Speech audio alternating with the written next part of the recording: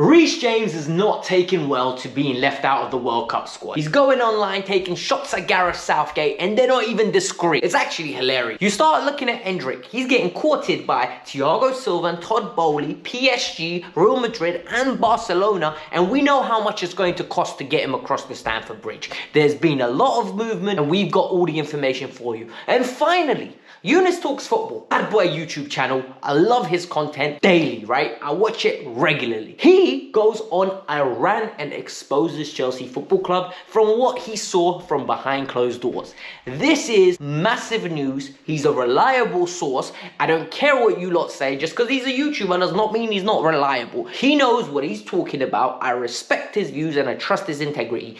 This news is massive. Let's get into the video and let's break this down in nice detail, because Graham Potter has got me on the road. I am not a happy Chelsea fan at this moment in time. Welcome to the Kavkas View, guys, and in today's video, like I said, we will be covering 3 major topics and they're all integral to what we do. But like I always tell you guys, without you and your support, this channel doesn't go anywhere. So please, let's aim for 1,000 likes. Literally, like it now because you will forget. So it goes a long way. You will enjoy this video. Subscribe to the channel. Follow me on Instagram. Hit me up in the DMs and ask me any football related question. During the World Cup, I am going to be very active on that because this is predominantly a Chelsea channel. We will be doing some reviews there, but I'll be doing a lot of talking about football over there on Instagram. So hit me up there and let's grow that platform and build a great community where we can actually discuss games and not be angry about Chelsea like I have been. I'm going to start with the Reece James news because I think this is very interesting. Look guys,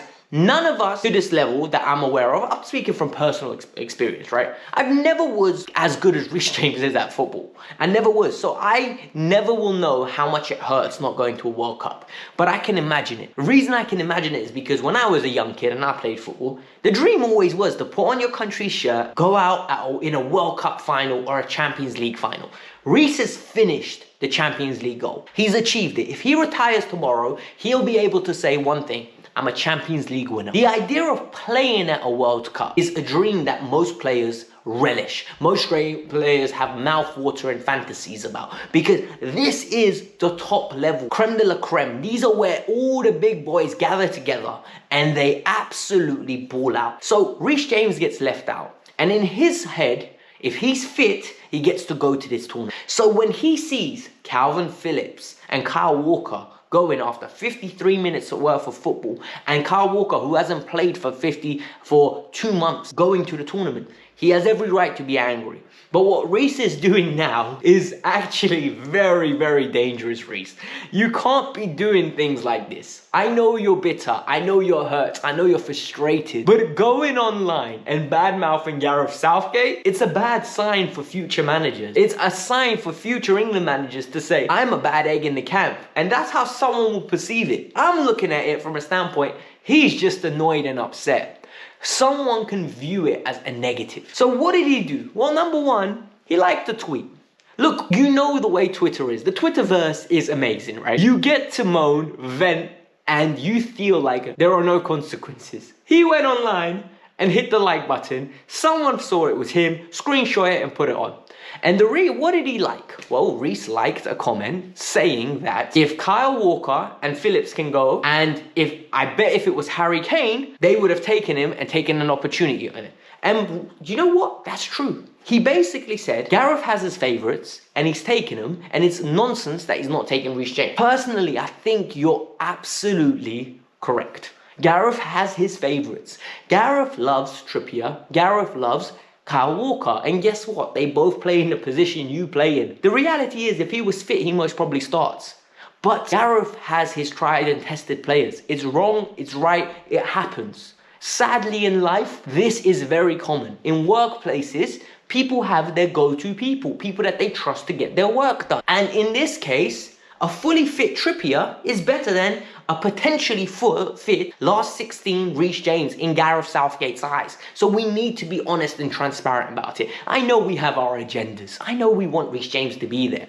Then Tony puts up a little celebration doing this, which is a wavy celebration. I love it. And Reece comments, not likes this time. He goes, If I speak, I'm in trouble. Firstly, shout out to Jose Mourinho. If I speak, I'm in trouble.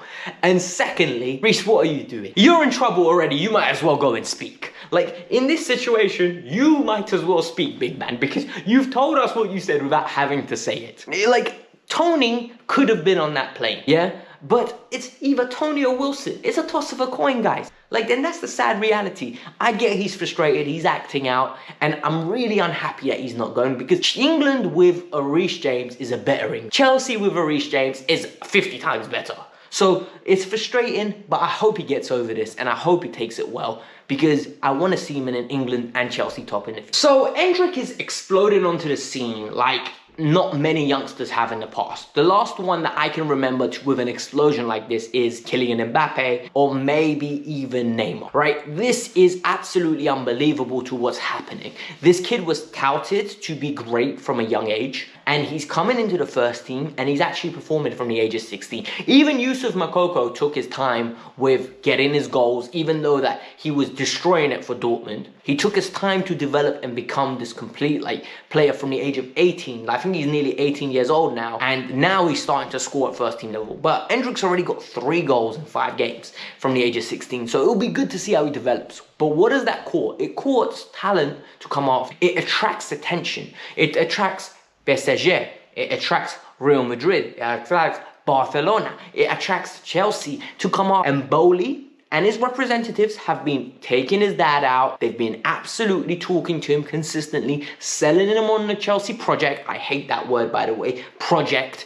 And now Thiago Silva's been doing the same. And this is reported by ESPN Brazil. ESPN Brazil has said PSG have had a first bid of 45 million euros rejected, and now are asking whether 60 million will be enough. Bowley's representatives have said they will match whatever PSG pay. Real Madrid and Barcelona are taking a back seat and wait and see how this plays out. One thing that I will say is interesting is the use of Thiago Silva. He's being used as a sporting director here. He's been in this conversation purely as a figure of, I am a Brazilian legend. You love me when you were growing up, because if you support Brazil, you love Thiago Silva, right? It's a fact. The guy is a generational defender, one in a generation. That's how good he is. And Endrick would have grown up most probably wanted to have a Thiago Silva shirt. So now that he gets to meet his idol, and he gets to spend time with him, and he gets to realize, oh man, he wants me to join this club. I'm going to go there and flourish. It's exciting, right? It's something you want to see. But Chelsea are using their players well, and this is why you have to have world-class talent at your club, guys. Because it attracts talent of tomorrow to want to come here. I'm all for a youth project, right? But it has to be mixed in with experienced players. I don't only want to see youth players. I want to see top-class players within this squad. And what does this tell me? It tells me Chelsea have a good possibility of signing Endrick. But I will tell you another thing. If Chelsea think they'll get Endrick without Champions League football, you got another thing coming. Because this kid will be at one of the big clubs from the outset. His career trajectory is following the same one of Neymar. And that's the truth, and that's the harsh fact. I hope you know. So guys, now we're going to talk about the concept of Graham Potter and what Eunice Talks Football said. So Eunice Talks Football is a great Chelsea channel, right? Arguably, he's the best Chelsea channel for just most people. Considering the views that he gets, his views are through the roof, and he's consistent with what he does. For me, he's the YouTube channel outside of my own that I actually will go and watch. So I watch my own stuff in the sense that I watch it to get better. But if I want to go and enjoy and see someone else's point of view, it's either him or I go listen to the Big Six and I get Matisse's perspective from there. So what I find very interesting is Eunice got invited to training day. From what I understand. Once he went to that training day, he had some insights. He got some behind the scenes knowledge based on what he saw. And yesterday after the game, he said it. Graham Potter does not know what he's doing. In the sense that there is no style of play and everyone gets mollycoddled. Everyone gets hugged. Everyone gets, oh my God, you're doing very well. And one thing that Eunice reiterated was the standards of being critical and being driving for success is not there, and we can see this. Guys, I've been saying this for weeks, and now I've got more proof because someone's los ojos, glaza, eyes saw it firsthand, and now they were saying this to me. So Look at this way, guys. Potter, in my opinion, does not feel like he can have a go at these players. The reason why is because they're bigger than him. They're Champions League winners. And he believes he'll lose them quickly if results don't go his way. And his coaching staff aren't used to training superstars of this magnitude. And sadly, they are superstars when they shouldn't be. But because their performances stink. Sacking Tuchel and bringing a guy that doesn't have the pedigree of him was a mistake. I said it from the beginning. Tuchel never should have lost his job. And now we've got a manager who we basically can't sack because he's got a 5-year deal, $12 million a year for $60 million, literally. Like, we have to pay him that P if we sack him. And all in all, it doesn't make sense. Yunus gave us the insight that the harmony in the dressing room is an absolute joke. Basically, that's what he said. Like, in no two ways about it, he said everything is mollycoddling and clapping. Well done, guys. Well done, guys. Well done, guys. Well done, guys. And you can see it. Oh, the boys gave it their all. When did the boys give it their all? He says it in the press conference all the time. What performance did the boys give it their all? Manchester United? Brentford? Arsenal? Yesterday? Yesterday was humiliating just as much as Arsenal was. The only difference was we knew we were going to get smacked up by Arsenal and we accepted it. But we knew we were going to get smacked up by Newcastle, but we couldn't accept it because we were like, raw, this is Newcastle. This is Newcastle in my lifetime of remembering football, yeah? So I remember football well from around about 2005, 2006. I remember the early Mourinho days, but not as in detail because I was sick as I would now, right?